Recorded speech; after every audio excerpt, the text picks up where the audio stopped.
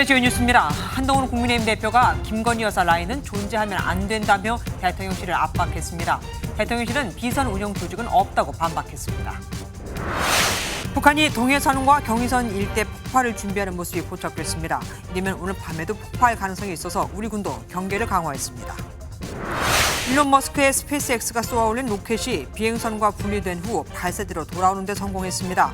떨어지던 로켓이 역추진 후 발사대 로봇판에 안착하는 장면이 세계 최초로 연출됐습니다. 한 금은방이 시세보다 저렴하게 금을 판매한다고 홍보한 뒤 현금만 받고 잠적했습니다. 20여 명으로부터 40억 원 이상을 받은 것으로 알려졌는데 경찰이 수사에 나서서 실제 피해자는 더 늘어날 것으로 보입니다.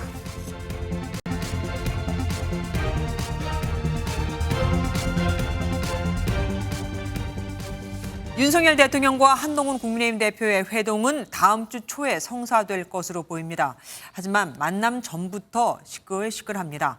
대통령실은 독대라는 표현 대신 면담이라는 표현을 썼는데 일련의 상황에 대한 불쾌감이 반영돼 있는 듯하죠.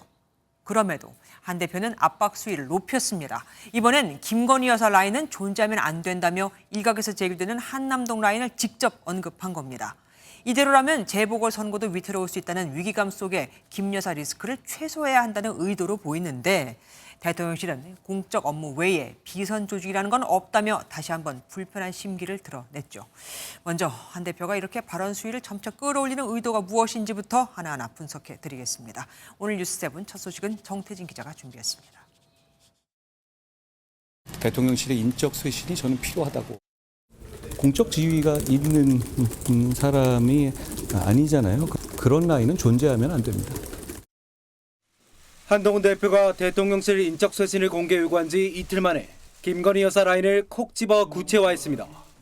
한 대표는 일각에서 언급되는 이른바 7명의 간신에 대해 처음 듣는 얘기라면서도 대통령실 내 일부 김 여사 측근 인사들이 영향력을 행사하고 있다고 보고 있는 겁니다. 한남동 라인의 경우에는 비서관이다 행정관이다 직책이 있지 않겠습니까? 그런데 그 직책의 직무 범위를 벗어나서 부적절한 정치 행위를 하는 그런 사람들을 저희들이 지목을 한 겁니다. 친한계 핵심 의원은 MBN에 인사는 대통령 고유 권한이지만 이대로라면 당정이 공멸할 수밖에 없어 승부수를 던진 것이라 전했습니다. 또 다른 핵심 인사도 대통령실의 실제 쇄신 등 입장 변화가 없더라도 이게 민심이라는 것을 보여줘야 한다며 한 대표의 발언 배경을 설명했습니다. 다음 주 초 회동을 앞두고 당정 관계 주도권을 잡겠다는 의도로 풀이되는 가운데 한 대표의 김 여사 관련 언급 수위는 재보궐 선거 결과에 따라 더 세질 수 있다는 관측이 나옵니다. MBN 뉴스 정태진입니다. 한동훈 대표의 인적 쇄신 요구에도 대응을 자제해오던 대통령실이 결국 반응했습니다. 뭐가 잘못돼서 인적 쇄신을 해야 하고 여사 라인은 또 어디 있는 거냐며 대통령실에는 오직 대통령 라인만 있을 뿐이라고 강조한 겁니다. 친윤계 의원들도 발끈했는데 이 과정에서도 한 대표와 난타전이 벌어졌습니다. 전정인 기자입니다. 대통령실은 이른바 김건희 여사 라인 의혹에 대해 오직 대통령 라인만 있을 뿐이라고 일축했습니다. 대통령실 고위 관계자는 한동훈 국민의힘 대표가 김건희 라인 인사청산을 요구한 데 대해 여사 라인이 어디에 있냐면서 이같이 말했습니다. 그러면서 대통령실에는 공적 업무 외에 비선으로 운영하는 조직은 없다면서 최종 인사 결정권자는 대통령이라고 강조했습니다. 국민의힘 친윤계 의원들도 독대를 앞두고 연일 공세 수위를 높이는 한 대표를 향해 비판을 쏟아냈습니다. 권성동 의원은 자신의 SNS에 윤 정부를 비난하며 자기 세를 규합한다고 해서 장밋빛 미래가 굴러오지 않는다며 얄팍한 정치공학은 여지없이 실패해왔다고 지적했습니다. 이에 한 대표는 권 의원을 향해 탄핵에 앞장섰던 분이 탄핵 공포 마케팅을 한다고 직격탄을 날렸습니다. 권 의원 같은 분이야말로 탄핵에 본인이 앞장서셨던 분인데 자꾸 그런 마케팅 하시는 거에 대해서 국민들께서 어떻게 생각하실지 모르겠어요. 권 의원은 다시 박근혜 대통령 탄핵론을 꺼내든 알량하면은 비애감마저 느낀다면서 인적 쇄신은 대표실이 우선인 것 같다고 맞받아쳤습니다. 대통령실이 한동훈 대표의 인적 쇄신 요구에 대해 처음으로 입장을 내놓으면서 독대를 앞두고 양측의 긴장감이 더욱 높아지고 있습니다. MBN 뉴스 전정인입니다. 대통령실과 여당 대표와의 갈등이 점입가경입니다. 국회 출입하는 김지영 기자와 뉴스 추적해보겠습니다. 김 기자, 한동훈 국민의힘 대표가 이젠 대통령 인사권까지 겨냥하고 나선 겁니다. 지금 말하고 있는 한남동 라인이라는 게 도대체 뭡니까? 네, 친한계에 따르면 대통령실 내에 김건희 여사의 측근 그룹이 있다고 전해집니다. 대통령 경선 대선 때부터 김 여사와 인연을 맺은 이들로 알려졌는데 네. 현재 대통령실에서 비서관과 행정관의 공식 직책을 가지고 있습니다. 문제는 이들이 직무 범위를 넘어 인사와 정책에 깊숙이 관여하고 있다는 의혹이 있는 점입니다. 그러니까 공식 직책은 갖고 있는데 자기가 해야 할 일보다 더 많은 일을 하고 있다, 뭐 이겁니다. 그렇다면 김 여사의 비선 라인 실제로 존재한다 이겁니까?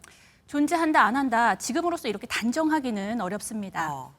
앞서 보신 대로 대통령실은 비선 조직이 없다고 일축했습니다. 네. 대통령실 내 의사결정 과정인 만큼 사실관계를 파악하는 것도 사실상 불가능합니다. 그렇다고 한남동 라인의 존재를 인정하면 야당의 비선 실세, 국정농단이라는 공세의 빌미를 줄 수 있습니다. 그래서 한 대표 발언을 잘 살펴보면요. 네. 김 여사 라인이 존재한다고 국민께서 오해하고 기정사실로 생각한다는 것 자체가 신뢰에 도움이 되지 않는다고 했습니다. 사실로 단정했다기보다 대통령실을 향한 압박에 무게가 실린 겁니다. 친한계 한 인사는 나중에 문제가 터지기 전에 김 여사를 둘러싼 세간의 소문과 의혹을 대통령실 스스로 해결할 수 있는 시간을 준 것이라고 설명했습니다. 그러니까 어떤 얘기를 할까, 얘기를 할까를 미리 좀 언질해 준 거다 이 뜻인가 봅니다. 그런데 아무래도 뭐 재보궐선거를 앞두고 민심을 달래보려고 하는 의도인 것 같기는 합니다만 그래도 이런 민감한 문제를 꼭 공개적으로 제기해야 됐을까요? 한동훈 대표에게 정치력이 부족하다는 지적이 이래서 나오는 거 아닌가 싶기도 하고요. 네, 실제 이렇게 대통령실이 비선 조직에 대해 직접 입장을 밝히도록 상황을 만든 것 자체가 한 대표의 그 정치적 미숙함을 드러낸다는 지적이 나옵니다. 권성동 의원은 친한계가 언급한 한남동 7인회에 빗대서 한 대표와 그 측근들을 도곡동 7인회라고 꼬집으며 참모진 쇄신이 먼저라고 비판했습니다. 도곡동은 한 대표의 자택이 있는 곳이죠. 하지만 당내 김 여사 문제가 인계점에 달했다는 게 한 대표 측 판단입니다. 특정 계파로 묶이지 않은 의원 여러 명에게 물어보니 지금 시점에서 김 여사 사과는 더는 의미가 없고 그 이상의 조치가 필요하다는 의견이 상당수였습니다. 한 대표의 방식에는 찬성하진 않지만 목소리를 낼 필요가 있다는 암묵적 동의가 있는 겁니다. 국민들이 그거에 대한 의혹을 갖고 있기 때문에 그걸 좀 달래가면서 용산하고 조율을 해야 되는 것도 또 현실적인 부분이거든요. 그러니까 무조건 물밑으로 해라. 이건 불가능해요. 그러면 당내에서 이 정도 공감대가 있다면은 이번 독대에서 성과를 좀 기대해도 되겠습니까? 네, 빈손 회동은 윤 대통령 그리고 한 대표 모두에게 정치적 타격일 수밖에 없습니다. 네. 단순한 만남으로 끝난다면 당정 갈등만 재확인하고 당내 분열이 가속화할 수 있죠. 친한계 한 핵심 인사는 내부에서도 인적 쇄신 요구는 무리수라는 의견이 있었다며 그만큼 한 대표가 이번에는 어떤 성과라도 내야 한다는 의지가 강하다고 말했습니다. 이틀 뒤 열리는 재보선 결과도 중요한데요. 선거구 4곳 가운데 보수세가 강한 인천 강화와 부산 금정의 승리를 지켜내 한 대표의 힘이 실린다면 이번 독대에서 김 여사 문제 관련 대통령실에 의미 있는 변화를 기대할 수 있다는 관측입니다. 이번 선거로 또 심판을 받으면 어느 한쪽은 바뀔 수도 있겠죠. 김정 기자와 함께했습니다. 고맙습니다. 여야는 오늘 공수처 국정감사에서 최혜병 사건 수사를 놓고 또 격돌했습니다. 국민의힘은 최혜병 수사가 제대로 진행되는 거냐며 지적을 했고 민주당은 그러니까 특검을 해야 한다며 또다시 특검론에 불을 붙였습니다. 박은지 기자가 보도합니다. 국회 법제사법위원회 공수처 국정감사장. 공수처 수사 부진을 여야가 함께 지적하더니 최혜병 관련 수사를 놓고선 큰 입장차를 보였습니다. 이종섭 전 국방장관에 대해서 조사하세요. 조사해 주세요. 했는데도 부르지도 않아요. 공수처에 기소권 있습니까 없습니까? 없습니다. 그렇죠. 그래서 특검 얘기를 하는 거예요. 국민의힘은 임성근 전 사단장 구명 로비 의혹 당사자들 간 새로운 통화 녹취도 공개했습니다. 거기에 3부 내일 체크하고 라는 표현이 있다는 이유로 지금 3부 토건 주가 조작 의혹을 막 제기하고 있습니다. 여기서 3부는 골프의 야간 라운딩을 의미하는 산부인 것이 확실합니다. 민주당은 증언 조작이라며 위증죄로 처벌해야 한다고 맞섰습니다. 국방부 골프장에는 산부가 없습니다. 특히 경북 포항시 해병대 있죠. 9홀 1부, 2부밖에 없습니다. 여야는 김건희 여사 명품백 사건에 대한 공방을 벌이다 호칭을 놓고 고성을 주고받기도 했습니다. 우리 김건희 여사님이 무슨 뭐 동네 애 이름도 아니고 김건희 이거는 지난번에 경고 받았잖아요. 계속 그러실 거예요? 뭐라고 그럽니까? MBN 뉴스 박은채입니다. 이틀 앞으로 다가온 11.6 재보선에서 관심이 쏠리는 곳은 부산 금정과 전남 영광입니다. 부산 금정은 민주당과 조국혁신당이 정권 심판을 외치며 협공해 여대야 구도로 가고 있고, 더불어민주당과 조국혁신당, 진보당 간 3파전이 벌어진 전남 영광은 결과를 예단하기 어려운 상황이거든요. 부산 금정을 뺏기면 한동훈 대표가, 전남 영광을 뺏기면 이재명 대표가 리더십에 타격을 입는 만큼 양 대표 다 사활을 걸고 있습니다. 보도에 장명훈 기자입니다. 조국혁신당 대표가 김경지 민주당 금정구청장 후보의 손을 번쩍 들어올립니다. 지난 9일 후보 단일화 이후 이재명 민주당 대표의 요청으로 지원 유세에 나선 겁니다. 조 대표는 윤석열, 김건희 공동 정권에 회초리를 들어달라며 최근 불거진 명태균 의혹을 파고들었습니다. 선출되지 않는 권력 김건희와 함께 남자 최순실 명태균이 국민의힘 공천을 쥐락펴락합니다. 이게 민주주의입니까? 부산에선 야권 공조가 이루어졌지만 전남 영광은 진보 진영 간 3파전이 벌어지고 있습니다. 최근 여론조사에선 민주당과 조국혁신당, 진보당 후보가 오차범위 내 접전을 벌이고 있어 누구도 승리를 장담할 수 없게 됐습니다. 2기 이재명 체제의 첫 선거에서 텃밭인 영광을 내줄 수 있다는 위기감에 이 대표도 다시 한번 투표 독려를 호소했습니다. 많은 투표를 통해서 우리 국민이 나라의 주인임을, 또 국민이 어떤 세상을 원하는 것임을 꼭 보여주시길 부탁드립니다. 재보궐선거가 막바지로 치닫는 가운데 선거 결과에 따라 각 당대표의 명운이 갈릴 것이라는 관측이 나옵니다. MBN 뉴스 장명훈입니다. 최근 금리 인하를 단행한 한국은행 국정감사에서는 금리 인하 시기를 놓친 게 아니냐는 지적이 이어졌습니다. 심지어는 연봉 35억 원을 받는 금융통화위원들 대신 연 3만 5천 원이면 되는 챗 GPT를 써야 하는 게 아니냐는 발언까지 나왔습니다. 길기범 기자입니다. 한국은행 국정감사에서는 38개월 만에 기준금리를 내린 것을 놓고 시기를 놓친 것 아니냐는 지적이 이어졌습니다. 금리 인하를 통해서 내수를 살릴 수 있는 시점이 연기됐다는 게 맞는 얘기 아닙니까? 그 당시만 해도 가계부채가 증가하는 속도가 데이터상으로 크게 나타나지 않았고, 그때까지만 해도 부동산 PF의 연착륙이 굉장히 중요한 과제였습니다. 그러면서 금융통화위원들의 보수가 너무 높다며 차라리 챗 GPT로 대체하자는 발언까지 나왔습니다. 25초 만에 챗 GPT가 뽐내는 답은 결론, 금리 동결이 최적의 선택이다. 여기에다가 후속 조치 정책 제안까지 합니다. 이거 얼마나 챗 GPT가 훌륭합니까? 1년에 3만 5천 원. 금통위원님들 연간 보수액 35억. 이 총재는 이미 챗 GPT를 써봤다며 맞받아쳤습니다. 금리를 동결하는 것이 최선이라고 하는데 저희가 이번에 금리를 낮춘 것을 보면 역시 챗 GPT는 믿을 수가 없다고 저희가 해서 10월 것도 저도 챗 GPT를 써보기 때문에 저도 시험하거든요. 최근 집값 안정과 교육 개혁 등 하는 총재의 역할을 벗어난 발언으로 논란이 된 이 총재를 향해 정치 출마를 할 것이냐는 질의도 나왔지만 이 총재는 그럴 생각이 없다고 딱 잘라 말했습니다. MBN 뉴스 길기범입니다.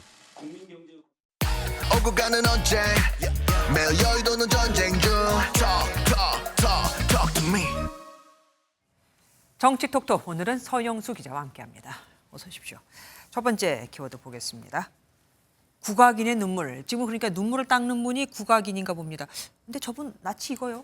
네, 90년대 인기 프로그램 스리랑 부부에 출연해서 국악의 대중화를 이끈 신영희 명창입니다. 네네. 오늘 신명창을 비롯해 국악인 20여 명이 국회에 모였는데요. 바로 이 발언 때문입니다. 이분들이 기생인가요? 그렇죠? 갑자기 기생집으로 만들어 놓은 거잖아요. 대통령 부인 왔다고 공연 상납하고 보유자들의 제자들을 강제 동원해서 연주시키고 국악인들 입장에서는 많이 불쾌하셨을 것 같습니다. 오죽하면은 모멸감이라는 표현까지 나왔어요. 네, 일부 국악인들은 양 의원의 발언으로 평생의 삶이 부정당했다며 눈물을 보이기도 했는데요. 김대중 전 대통령과 김정숙 여사도 청와대에서 국악 공연을 관람했다는 사실을 언급하며 양 의원에게 사과를 촉구했습니다. 가야금하고 창극 하나 했다고 해서 기생 취급을 어찌 그렇게 할 수가 있습니까? 사죄 안 하면은 끝까지 저지들은 싸우겠습니다. 그러니까 지금 아직까지도 사과를 안 하고 있는 겁니다. 국민의힘도 양문석 의원 비판에 가세를 했어요. 네, 국민의힘은 양 의원이 신성한 국감장을 막말로 더럽혔다고 지적했는데요. 국회 윤리특위에도 제소해서 징계를 추진하기로 했습니다. 다음 이슈로 넘어가겠습니다. 이번엔 민주당 이재명 대표 누군가를 비판한 거예요. 미친 게 아니란 말은 뭐 좋은 말은 아닐 테니까요. 누구한테 한 말입니까? 네, 먼저 이 대표가 문제 삼은 발언을 직접 들어보시겠습니다. 저는 북한군이 개입했을 가능성은 없다라고 얘기했습니다. 그럼 북한이 개입했을 가능성은 있고요? 그 부분에 대해서는 가능성은 있다라고 얘기했습니다. 그러니까 5.18에 북한이 개입했다 뭐 이런 얘기를 지금 하고 있는 겁니다. 그런데 이전에도 김 위원장 5.18 북한 개입설을 주장해서 논란이 있었던 걸로 기억하는데요. 네, 맞습니다. 민주당이 지난해에도 김 의원의 해임을 촉구한 적이 있는데요. 네. 올해 국감장에서도 역사 왜곡 발언이 반복되자 이 대표가 직접 나서서 파면을 촉구한 겁니다. 진실과는 거리가 멀게 5.18 북한 개입설을 또 꺼내 들었다고 합니다. 미친 거 아닙니까? 이 대표는 친일 뉴라이트 인사들의 공직 진출을 원천 봉쇄하는 친일 공직금지법도 조속히 처리하라고 주문하기도 했습니다. 예, 국정감사 얘기 조금만 더 해보겠습니다. 다음 준비하신 게 보면 동네 애 이름도 아니고 누구 이름을 얘기하는 거예요? 네, 아까 앞서 리포트에서 보신 것처럼 김건희 여사의 호칭이 문제가 됐습니다. 네네. 네, 국민의힘에서 김 여사의 호칭을 제대로 붙이라며 민주당이 항의하다가 여야가 설전을 벌인 건데요. 직접 들어보시겠습니다. 김건희 압수수색했습니까? 용산 대통령실은 언제 압수수색하렵니까? 이성윤 의원님, 김건희 여사님이 무슨 뭐 동네 애 이름도 아니고 김건희 이거는 지난번에 경고 받았잖아요. 민주당은 호칭을 듣고 싶다면 더 이상 논란을 일으키지 말라고 쏘아붙였습니다. 김건희 여사가 영부인다운 일을 하면은 우리는 영부인님 하자고 국민운동 할 거예요. 애만 또 못한 짓을 하니까 김건희 하는 거예요. 오늘도 국정감사장은 김건희 여사 이름이 더 많이 나왔던 것 같습니다. 지금까지 서영수 기자와 함께했습니다.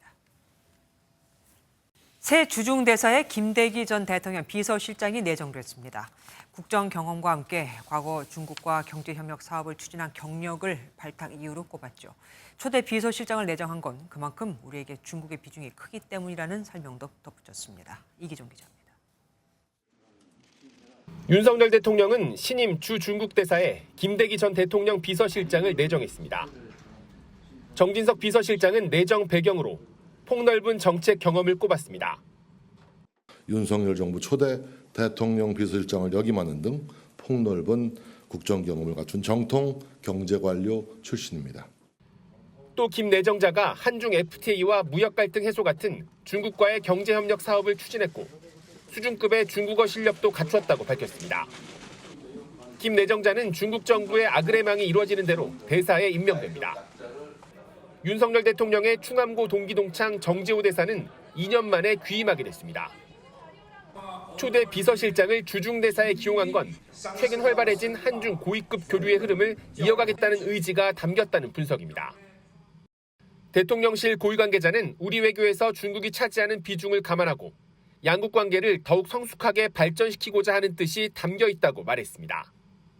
내년 11월 경주에서 열리는 에이펙 정상회의 때 시진핑 중국 국가주석이 방한할 가능성이 있는 가운데 중국이 공석인 주한 중국 대사에 어떤 인사를 보낼지에도 관심이 쏠립니다.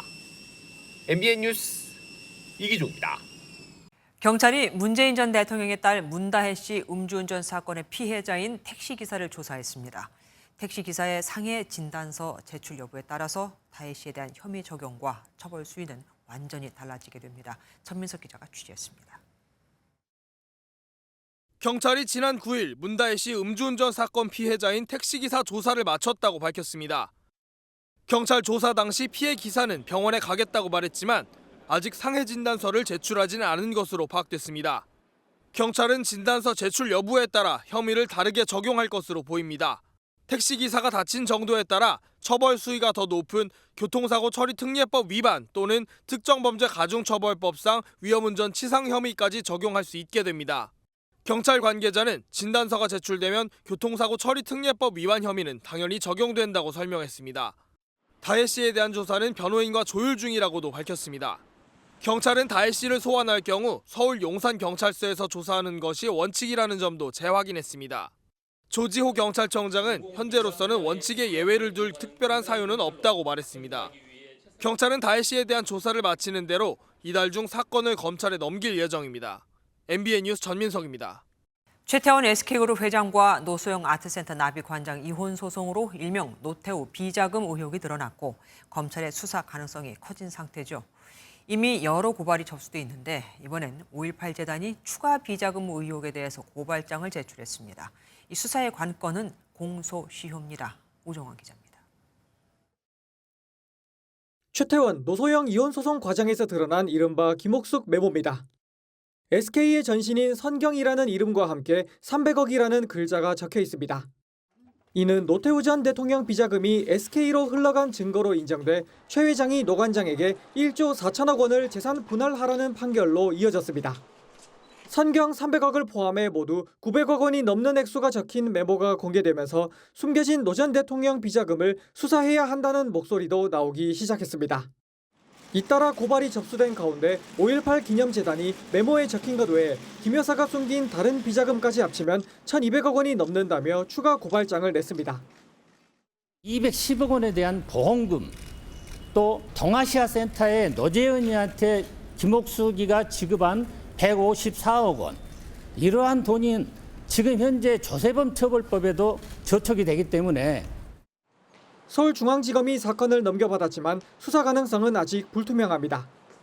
의혹이 제기된 비자금 거래 시점이 공소시효가 지났을 수 있기 때문입니다. 검찰 관계자는 노 관장 등이 불법 자금을 수수하고 은닉한 혐의에 대해 공소시효가 남아있다면 직접 수사에 나서게 될 거라고 밝혔습니다. 다만 현재 대법원에서 진행 중인 최 회장과 노 관장 이혼 소송을 두고는 수사와 직접 연결되지 않는 사안이라며 고려하지 않는다고 밝혔습니다. MBN 뉴스 우종환입니다. 그제 치러진 연세대학교 수시 모집 논술시험 유출 파장이 일파만파 커지고 있습니다.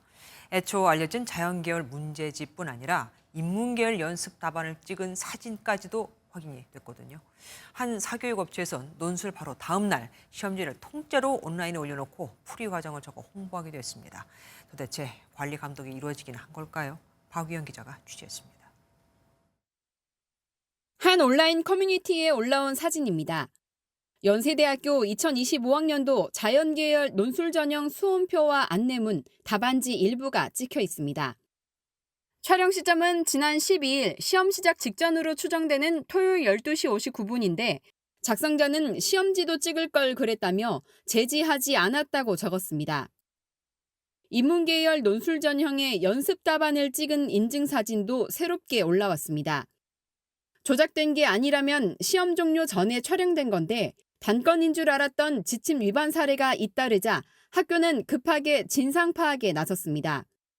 답안지랑 문제지 연습지 나눠드린 걸 모두 회수하고요. 수험표까지도 회수를 하거든요. 시험 전, 중, 후에도 사진 촬영해서 내는 걸로 알고. 연세대는 개인 감독관의 실수라며 사안을 축소했지만 부실한 관리 감독으로 공정성을 담보하지 못했다는 비판을 피하기 어려워 보입니다. 실제로 한 사교육업체는 시험 다음 날 SNS에 자연계열 논술 문제지를 통째로 올리고 풀이 과정을 적었는데 4-2번 문제의 오타까지 그대로 적힌 걸 감안하면 시험지 원본이 고스란히 유출된 걸로 보입니다. 논란을 의식한 듯 해당 학원은 현재 SNS에 글과 사진을 모두 삭제했습니다. 연세대는 당초 재시험은 없다는 입장이었지만 진상조사위원회의 추가 조사를 거쳐 재시험 여부를 포함한 후속 조치를 결정할 예정입니다. 사교육 유발 원인이 있었느냐 없었느냐, 정상적인 교육 범위 내에서 출제됐느냐, 이런 부분들에 대해서만 감시, 감독을 많이 하고 있는 건데, 시험의 기본적인 사안인 공정성에 관련된 부분들에 대한 거는 대학 자체에 맡겨놓고 사각지대에 놓여 있었다. 교육부는 이번 사안을 모니터링하고 있다며 학교 측의 조사 결과에 따라 별도 위원회를 꾸리고 엄정 대응할 방침이라고 밝혔습니다. MBN 뉴스 박영입니다. 최근 가격이 천정부지로 오르고 있는 금을 시세보다 싸게 판다고 접근한 다음 현금만 챙겨 잠적한 금은방 대표가 있습니다. 취재진이 파악한 피해 금액만 수십억 원 상당인 만큼 실제로 그 피해는 더 클 것으로 보입니다. 심동욱 기자가 보도합니다. 한 남성이 차에 오르자 운전석에 앉은 남성이 5만 원짜리 현금 다발들을 건넵니다. 2억 5천, 경額 2억 7천. 끝. 40대 남성 A씨는 시세보다 저렴하게 금을 살 수 있다는 얘기에 20억 원 상당의 현금을 건넸지만 물건을 받지 못했습니다. 중국 사람들이 다 사재기를 해서 금이 없다. 주문한 사람들이 너무 많아서 앞에 사람들 먼저 정산을 하느라고 돈을 못 주고 있다. 또 다른 50대 여성도 금을 사기 위해 1억 원 넘게 현금을 건넸지만 물건을 전해주겠다던 판매자는 곧 연락이 끊겼습니다. 제가 하루도 안 빼고 연락하고 문자하고 해도 아예 읽지를 않습니다. 인천에서 금은방을 운영하는 30대 여성 서모 씨는 같은 방법으로 수십 명의 피해자들에게 현찰을 챙긴 뒤 잠적해버렸습니다. 취재진이 서 씨가 운영하던 매장을 방문해봤지만 서 씨는 이미 종적을 감춘 뒤였습니다. 왜 문을 닫았냐고. 와서 물어보는 사람도 있고 전화로 물어보는 사람도 있고. 우리 그때서 알았어요. 피해자들에게 조금만 기다려달라던 서 씨는 경찰에 고소한다는 얘기를 듣자 돈을 늦게 지급하겠다며 오히려 피해자들을 협박했습니다. 지금까지 20여 명의 피해자가 경찰에 고소장을 제출했고 피해 금액이 40억 원이 넘는 것으로 알려졌습니다. 경찰은 피해자들의 고소장이 계속 접수되고 있다며 내용을 정확하게 파악해 수사하겠다고 밝혔습니다. MBN 뉴스 심동욱입니다. 북한이 경의선과 동해선 도로를 폭파하려고 준비하는 모습이 우리 군 감시 자산에 포착됐습니다. 남북 단절 조치의 일환으로 보이는데 이르면 오늘 밤 중에도 폭발을 감행할 가능성이 있어서 우리 군도 경계를 더 강화했습니다. 강재문 기자입니다.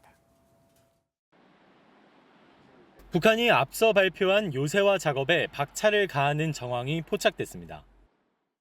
합동참모본부는 북한군의 특이 동향이 식별됐다며 북한이 동해선과 경의선 일대 남북 연결도로 폭파를 준비하는 모습을 포착했다고 밝혔습니다.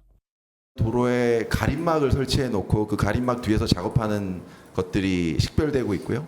그 도로를 폭파하기 위한 준비 작업들을 하고 있습니다. 이어 폭파 준비에 나선 북한이 이르면 오늘 밤 중에라도 도로를 폭파시킬 가능성이 있다고 설명했습니다. 지난 9일 북한은 동해선과 경의선 등 육로를 완전히 끊어버리고 요새화하겠다는 입장을 밝힌 바 있는데 발표 닷새 만에 실제 조치에 돌입한 겁니다. 북한의 대남 위협 수위가 계속 높아지자 우리 군 당국도 일선 부대의 대북 감시 경계와 화력 대기 태세 강화 지침을 하달했습니다. 완전한 한반도 적대적 이국가론, 전쟁 관계 이국가론으로 전환을 한 거고요. 연결했던 모든 것을 단절하고 북한을 방어하기 위한 요새를 합참은 북한이 동해선 경의선 폭파 작업 이외에도 한반도 긴장 상황과 관련해 우주 발사체 발사와 같은 소규모 도발을 병행할 수 있다고 내다봤습니다. MBN 뉴스 강재묵입니다. 아울러 북한은 남측이 무인기를 침투시켰다고도 주장하고 있죠. 국경 인근 화력 부대에는 완전 사격 준비를 갖추라고 지시했습니다. 이럴 때면 또 누구보다 불안한 분들 있죠. 김세 기자가 현장에 직접 다녀왔습니다.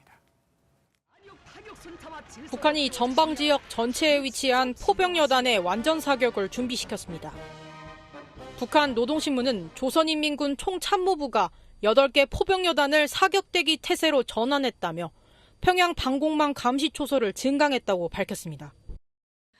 김여정 노동당 부부장도 담화를 통해 무모한 도전객기는 대한민국의 비참한 종말을 앞당길 것이라며 평양 침투 무인기 재발 방지 대책 마련을 요구했습니다.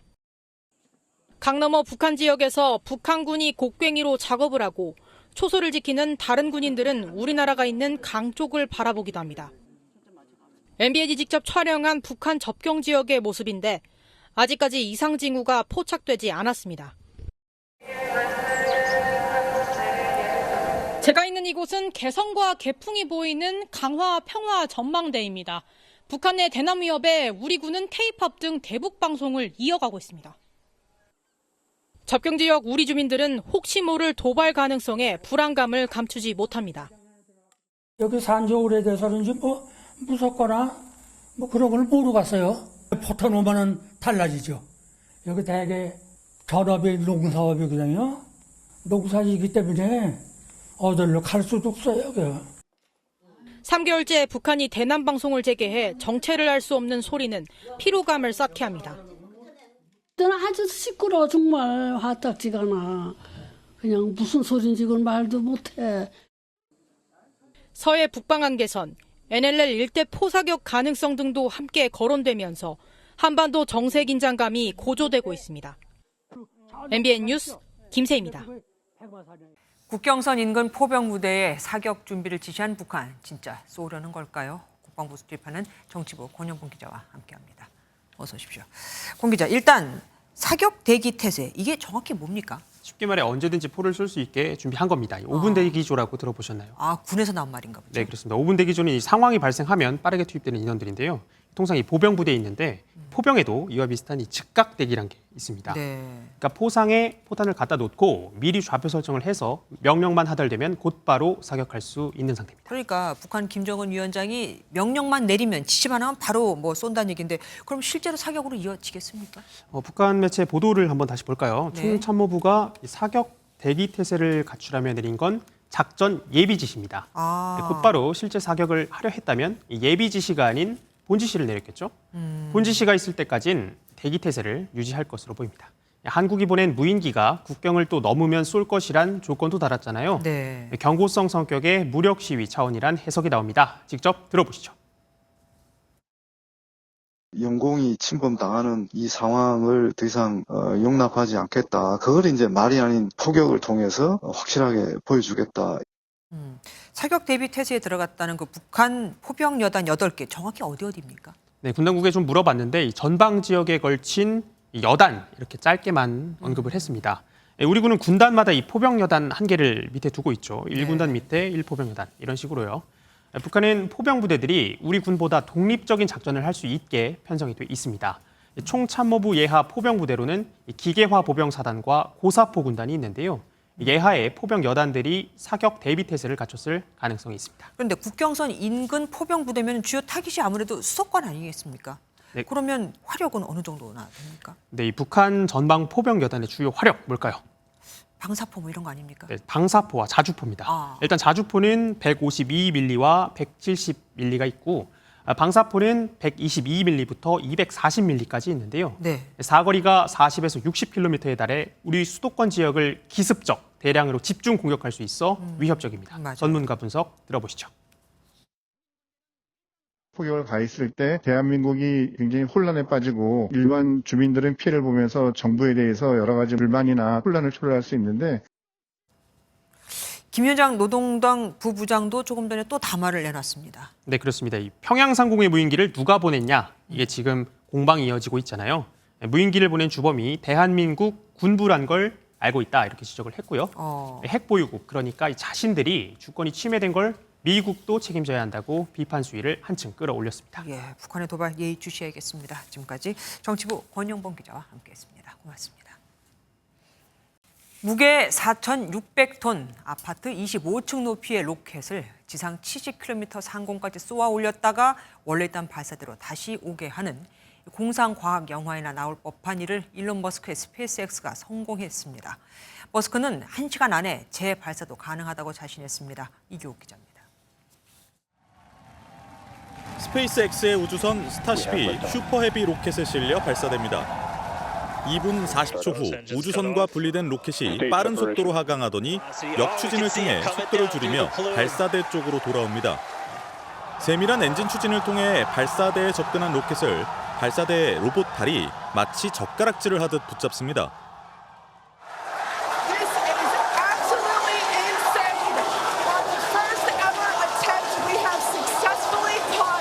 super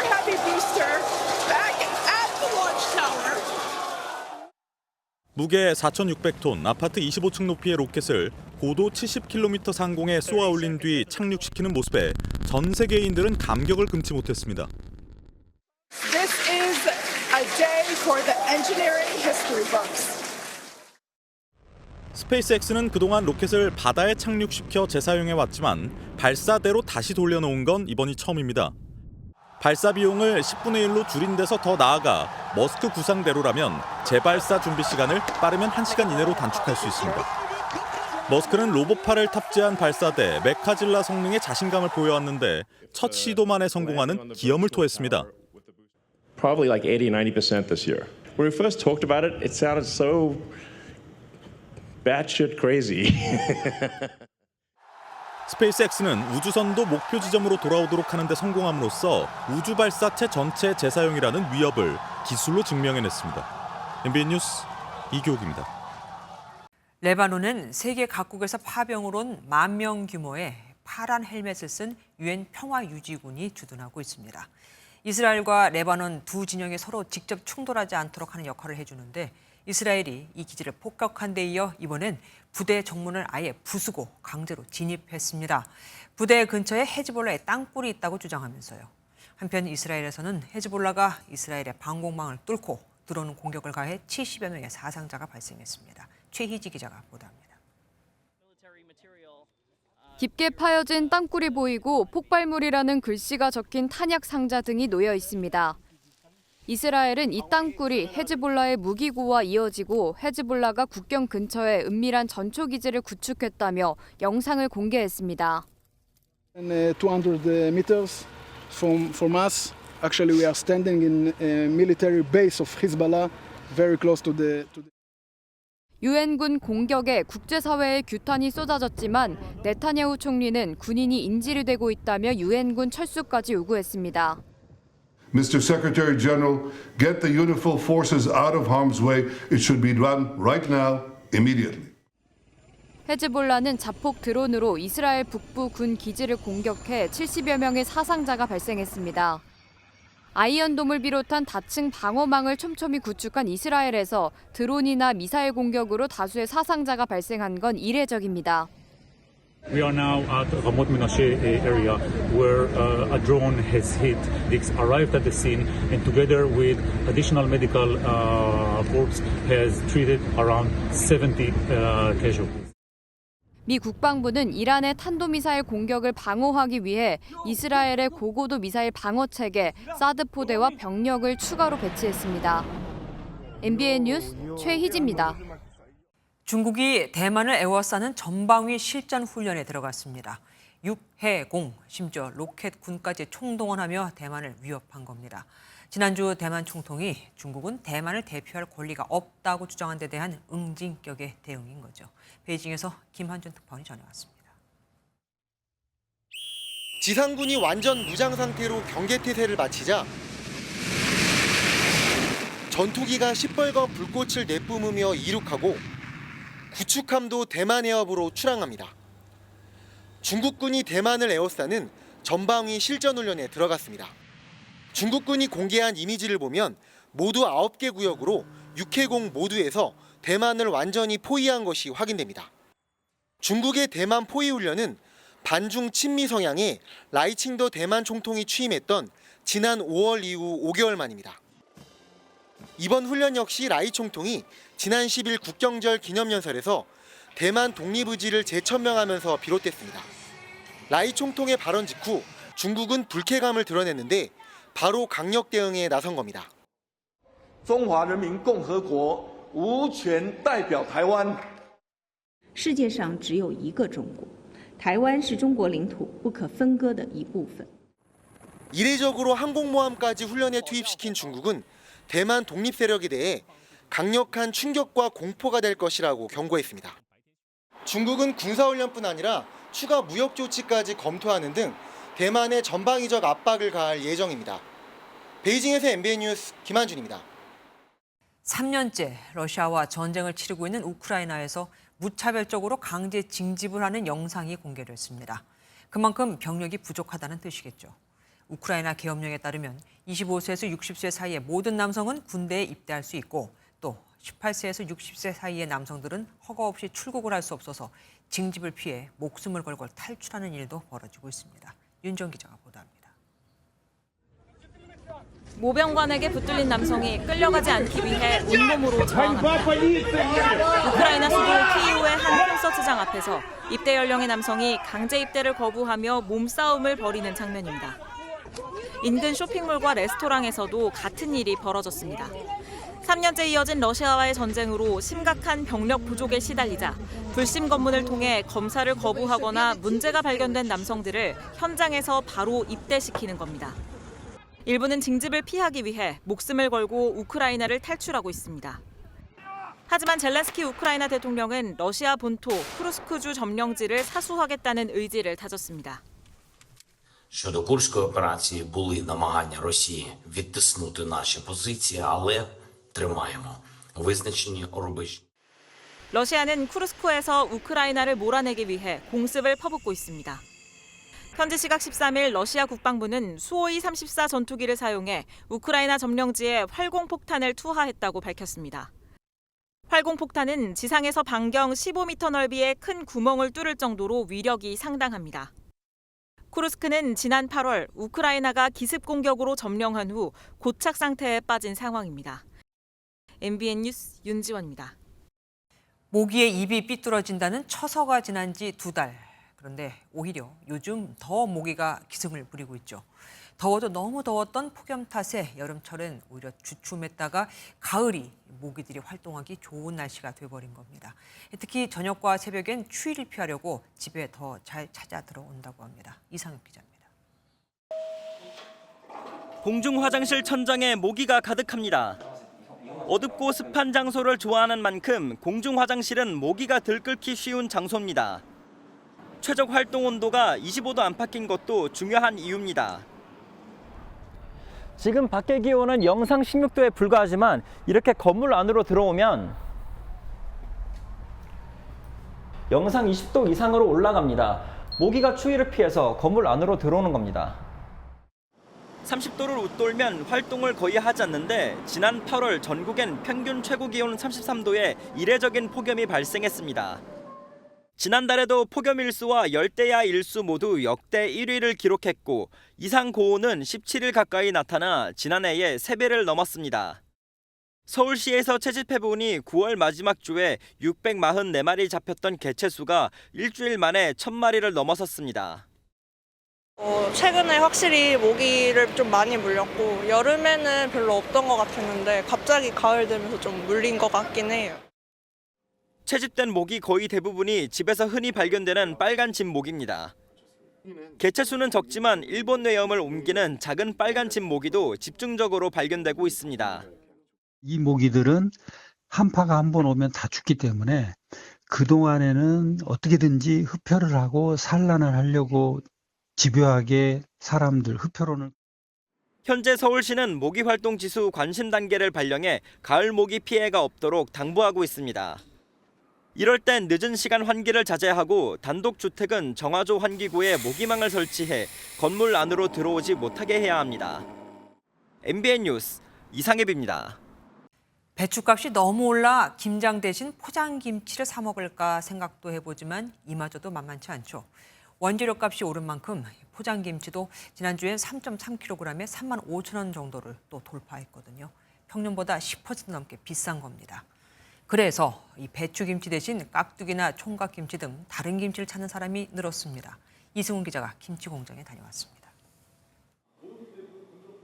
인천 강화군의 한 김치 공장. 김치 속을 넣는 작업이 한창입니다. 그런데 배추김치가 아닌 오이 소박이입니다. 배추 3포기에 28,000원. 평년보다 2배 넘게 뛴 가격에 몇 달 전부터 대체 김치를 찾는 주문량이 급증했습니다. 지금은 한 10%에서 20%만 하고 대체 김치로 열무김치, 총각김치, 오이소배기, 깍두기, 동치미 이런 걸로 김치 대체를 하고 있습니다. 실제 최근 2주간 온라인 플랫폼에서는 깍두기와 묵은지 판매액이 각각 820%, 120% 증가하는 등 대체 김치가 불티나게 팔리고 있습니다. 대형 마트에서도 열무김치와 무김치 매출액이 각각 15%, 10%씩 증가했습니다. 김치를 담그는 소비자들 역시 배추 대신 양배추 등 다른 제철 채소를 이용하고 있습니다. 배추김치가 너무 비싸니까 고구마 순김치 같은 것도 잠깐 담아 먹고 깻잎김치 이런 것도 담아 먹고.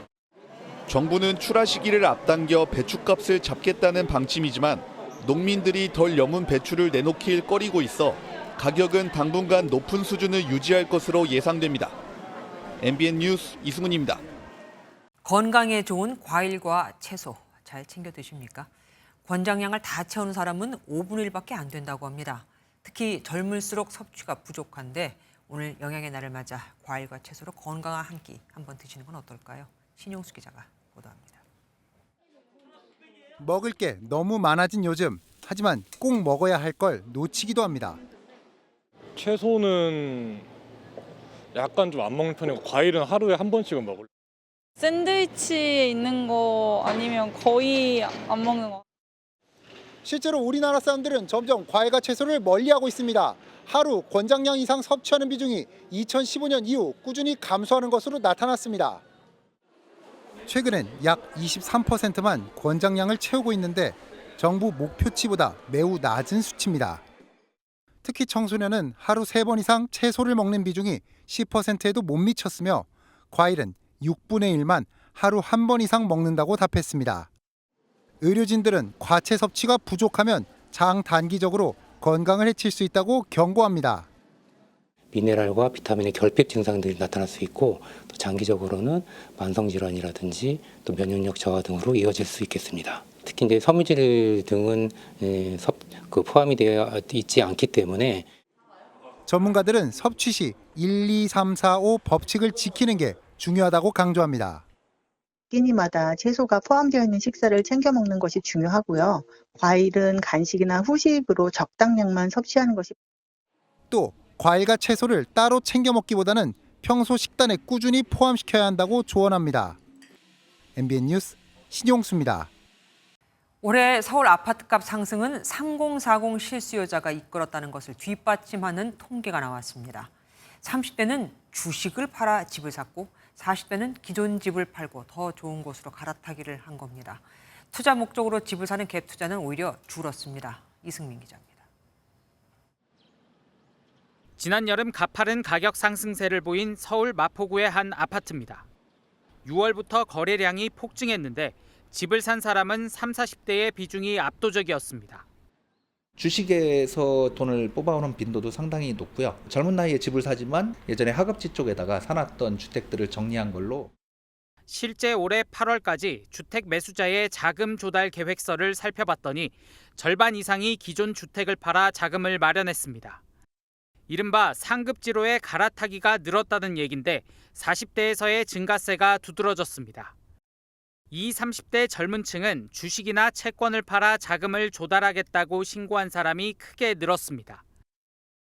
주식을 팔아 집을 산 비율은 30대에서 가장 높았는데 2022년 6.6%에서 2년 새 17%로 3배 가까이 증가했습니다. 주식을 팔고도 모자란 돈은 은행 대출이나 부모님 도움을 이용했습니다. 대출을 일단 받고 거기에 부족한 부분들은 주식을 처분하거나 부모님의 도움까지 받아서 최대한 가장 입지가 좋은 아파트를. 반면 집을 사며 임대 보증금을 승계하겠다고 신고한 이른바 갭 투자는 전체의 37%로 2년 전보다 감소한 것으로 집계됐습니다. MBN 뉴스 이승민입니다.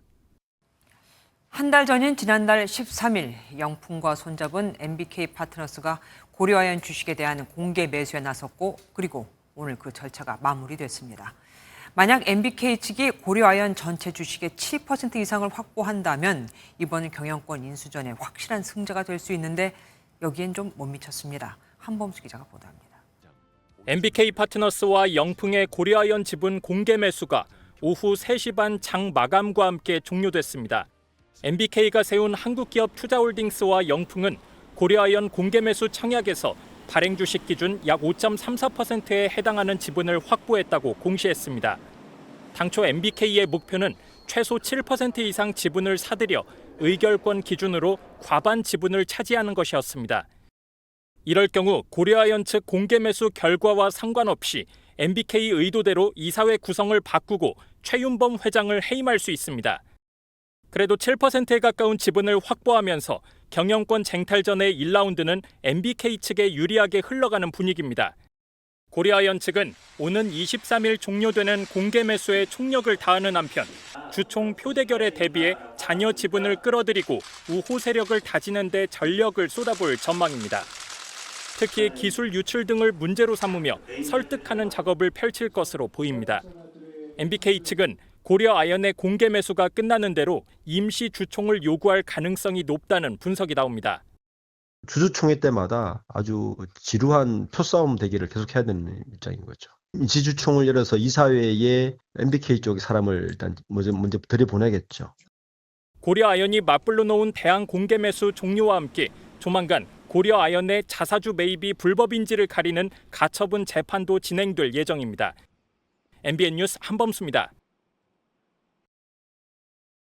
정의선 회장이 현대차그룹 수장에 오르며 3세 경영시대가 열린 지 4년 만에 현대차, 이젠 명실상부 글로벌 톱3 자리에 오르게 됐죠. 박리담회가 아닌 좋은 차를 제값에 파는 고수익 차량에 집중하는 등 체질 개선에 성공한 덕입니다. 정설민 기자가 취재했습니다. For less than the average price of a new car, Sam Smith got 2 new Hyundai Excels. 싼 맛에 타는 차라는 현대차의 이미지는 이제 옛말이 됐습니다. 취임 4주년을 맞은 정의선 회장이 성능과 품질을 내세워 환골탈태한 덕분입니다. 현대차는 글로벌 톱3 자리에 올라섰고 상반기 영업이익률은 세계 1위 도요타를 앞서는 등 외형과 내실을 모두 잡았습니다. 호실적을 바탕으로 세계 3대 신용평가사로부터 모두 A등급을 받는 트리플 크라운도 최초로 달성했습니다. 자동차 산업 또한 이전과 다른 새로운 패러다임의 생태계 구축을 위한 변화와 혁신이 더욱 크게 요구되고 있습니다. 정 회장이 취임 때부터 강조한 체질 개선이 주요했습니다. 그간의 박리담의 전략이 아닌 제값받기 정책을 내세웠고 제네시스와 SUV 등 한 대를 팔아도 남는 게 많은 고수익 차량에 집중했습니다. 우리가 지속 가능한 성장을 위해서 추구해야 할 방향은 첫 번째로 환경을 위한 사회적 책임입니다. 전기차와 하이브리드 차 등 친환경차 시장에서도 경쟁력을 갖췄습니다. 전기차를 앞세워 3년 연속 올해의 차를 석권했고 미국에서는 테슬라 다음으로 많이 팔리며 기술력과 상품성을 모두 인정받았습니다. 중국의 저가 공세와 미래차 시장 선점이라는 남은 과제를 극복하고 글로벌 톱2 자리에 오를 수 있을지 주목됩니다. MBN 뉴스 정사희민입니다. 유튜브의 짧은 숏폼 동영상 플랫폼이죠. 쇼츠의 길이가 지금의 최대 1분에서 3분까지 늘어나게 됩니다. 쇼츠 영상에 대한 수요가 늘면서 재생 시간을 늘리게 된 건데 저작권 침해나 중독성 심화 같은 우려의 목소리도 덩달아 커지고 있습니다. 박통일 기자입니다. 스포츠나 게임, 각종 챌린지 영상까지 짧은 동영상 이른바 숏폼 앱의 월 평균 사용 시간은 OTT 앱의 7배를 넘습니다. 쇼츠 같은 거 앉아서 그냥 보기만 해도 한 1시간 정도는 후딱 하는 것 같아요. 요즘은 아예 긴 영상보다는 짧고 재밌는 영상이 더 약간 눈길이 가는. 숏폼 수요가 빠르게 늘자 유튜브는 자체 숏폼 플랫폼 쇼츠의 재생 시간을 기존 1분에서 3분까지 늘리기로 했습니다. 유튜브 측은 창작자가 가장 많이 요청한 기능이라며 길어진 영상에 더 많은 이야기를 담을 수 있을 것이라고 강조했습니다. 경쟁사 틱톡은 이미 3년 전 숏폼 영상 길이를 3분으로 늘렸습니다. 짧고 빠른 전환이 특징인 숏폼인 더는 숏폼이 아니라는 우스갯소리와 함께 저작권 침해 등 부작용을 우려하는 목소리도 커지고 있습니다. 당장 유튜브 쇼츠 플랫폼엔 드라마나 예능 등 특정 콘텐츠를 재가공한 영상들로 넘쳐납니다. 주목도 높은 영상을 짜깁기에 조회수를 올리는 방식이 수익 창출 수단으로도 주목받는 상황에서 늘어난 쇼츠의 길이가 저작권 침해 이슈를 수면 위로 끌어낼 수 있다는 겁니다. 시간이 많아지면서 내용이 길어지면 인용하는 범위가 커지고 그만큼 창작성이 활용되는 면이 커지니까. 이와 함께 트래픽을 늘리기 위한 자극적인 소재와 청소년들의 무분별한 시청, 영상 중독 문제 등도 심화될 것으로 보여 이에 대한 관리 감독 문제도 중요한 과제로 떠오를 것으로 보입니다. MBN 뉴스 박통일입니다. 스포츠 뉴스입니다. 축구대표팀이 내일 밤 이라크와 월드컵 3차 예선 홈 경기를 치릅니다. 본선 진출의 최대 승부처인데요. 공교롭게도 상대 감독이 축구협회가 홍명보 감독에 앞서 클린스만 후임으로 면접까지 받던 지도자입니다. 최영규 기자입니다.